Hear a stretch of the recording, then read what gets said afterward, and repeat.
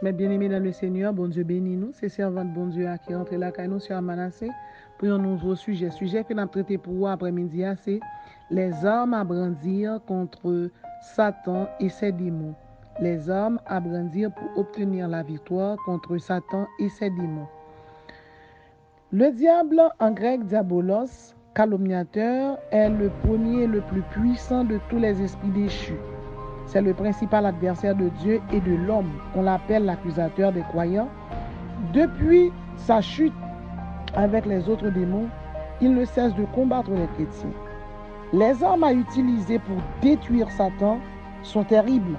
Maintenant, quelles sont les armes à utiliser pour détruire Satan et ses démons? Nous allons citer pour vous environ 20 armes qu'il faut utiliser. Mais bien aimé, 20 armes, ça y est, utiliser et utiliser avec la foi pour bien la victoire. Première arme à utiliser. Brandissez cette prophétie. Jésus leur dit, je voyais Satan tomber du ciel comme un éclair.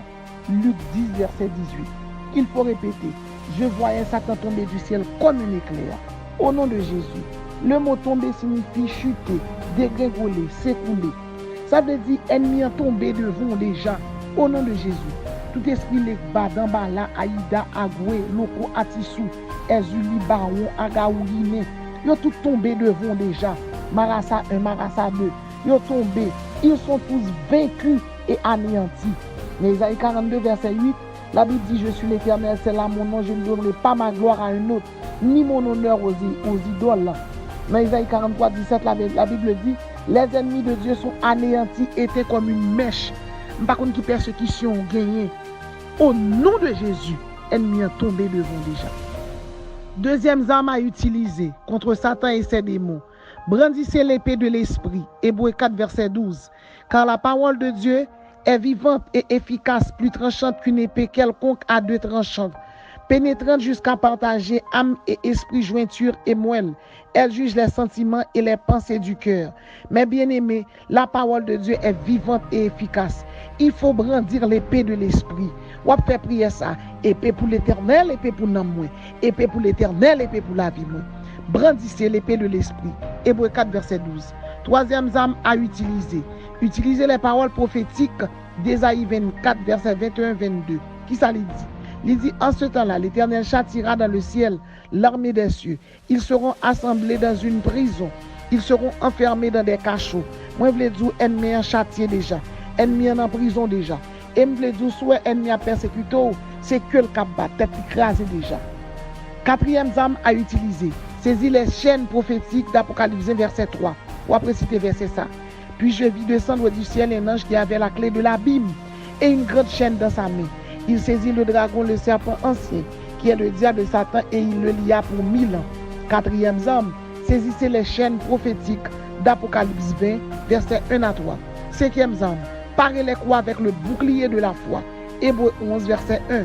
Or, la foi est une ferme assurance des choses qu'on espère, une démonstration de celles qu'on ne voit pas. Un auteur disait, la foi, c'est se rappeler qu'aux yeux de Dieu que nous sommes un trésor inestimable. Devant les épreuves, la foi. Devant les calamités, la foi. Devant les catastrophes, la foi. Brandissez votre bouclier. Et au nom de Jésus, victoire, c'est pour vous. Sixième arme, les chars de l'Éternel. 2 Rois 6, verset 17. Mes bien-aimés, utilisez chars. Au nom de Jésus, c'est pour chars marcher sur méchants. Septième arme, aveuglement pour méchants. 2 Rois 6, verset 18. Huitième arme à utiliser. Invoquez le triomphe de Christ à la croix. Colossiens 2, verset 15. Il a dépouillé les dominations et les autorités et les a livrées publiquement en spectacle en triomphant d'elles par la croix. À la croix, Jésus triomphait de démons. À la croix, Jésus triomphait de diables. Il triomphait de tout esprit impur. Ou pas besoin de peur. Avancez au nom de Jésus. Avancez, avancez, soldats. Au nom de Jésus. Jésus a dépouillé les dominations et les autorités et les a livrées publiquement en triomphant d'elles à la croix. La Bible dit dans 1 Pierre 3, 18, 20.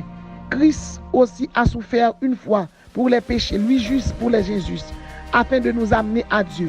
Il a été mis à mort quant à la chair et rendu vivant quant à l'esprit. Avancez, ennemi en dépouillé déjà, ennemi en maré déjà. Neuvième arme, invoquez prophétiquement les temps de feu. Matthieu, chapitre 25, verset 41. Dixième arme, les ruines de l'Éternel. 2 Thessaloniciens 1, verset 9. Onzième arme, la puissance d'égarement de Dieu. On va répéter ça. Puissance d'égarement de Dieu. Craser méchant, craser ennemi. La Bible dit dans 2 Thessaloniciens 2, verset 11, aussi Dieu leur envoie-t-il une puissance d'égarement pour qu'ils croient au mensonge. 12e arme, le souffle de la bouche de Jésus-Christ. 2 Thessaloniciens 2, verset 8. 13e arme, l'éclat de l'avènement de Jésus. 2 Thessaloniciens 2, verset 8b. 14e arme, l'épée aiguë de Christ. De sa bouche sortait une épée aiguë pour frapper les nations. Au nom de Jésus, quelle que soit persécution bien, c'est pour épée ça dans la bouche de Jésus à frapper mon nom pour vous, frapper méchant, frapper esprit impur là, frapper bandit pour vous. Au nom de Jésus. 14e arme, c'est l'épée aiguë de Christ. 15e arme, la verge de fer de Jésus. Apocalypse 19, verset 15. 16e arme, l'ardente colère du Dieu Tout-Puissant. Apocalypse 19, verset 15. 17e arme, la cuve de la colère de Dieu. Apocalypse 14, verset 19-20. 18e arme, la faucille de Jésus-Christ. Apocalypse 14, verset 15. 19 armes, eh bien mes bien-aimés, il faut résister au diable. Jacques 4, verset 7. Soumettez-vous donc à Dieu. Résistez au diable et il fuira loin de vous. Le mot résister signifie s'opposer par la force à celui ou à ceux qui emploient des moyens violents. Ne pas céder, pas céder. Et 20e arme, eh bien, c'est le feu de l'Éternel. 1 Roi 18, verset 38. Et le feu de l'Éternel tomba et consuma l'Holocauste. Et n'a bon dernier amour, c'est le nom de Jésus. Philippiens 2, verset 10. La Bible dit afin qu'au nom de Jésus, tout genou fléchisse. Quelle que soit persécution gagne. La Bible dit afin qu'au nom de Jésus, tout genou fléchisse. Dans les cieux, dans ciel astral là, dans ciel astral là, dans ciel atmosphérique là, dans le paradis là, sur la terre et sous la terre, et que toute l'homme confesse que Jésus-Christ est Seigneur. Au nom de Jésus, que toute l'homme confesse que Jésus-Christ est Seigneur. Puisque Jésus-Christ est Seigneur, nous sommes des gagnants, nous sommes des triomphateurs, nous sommes des vainqueurs. La Bible dit nous sommes plus que vainqueurs par celui qui nous a aimés ou même qui nous combat. Pas peur, pas crainte, victoire assurée. Maranatha, Jésus bon victoire. Épée pour l'Éternel, épée pour la vie. Épée pour l'Éternel, épée pour nous. Au nom de Jésus, gain victoire. Soyez bénis.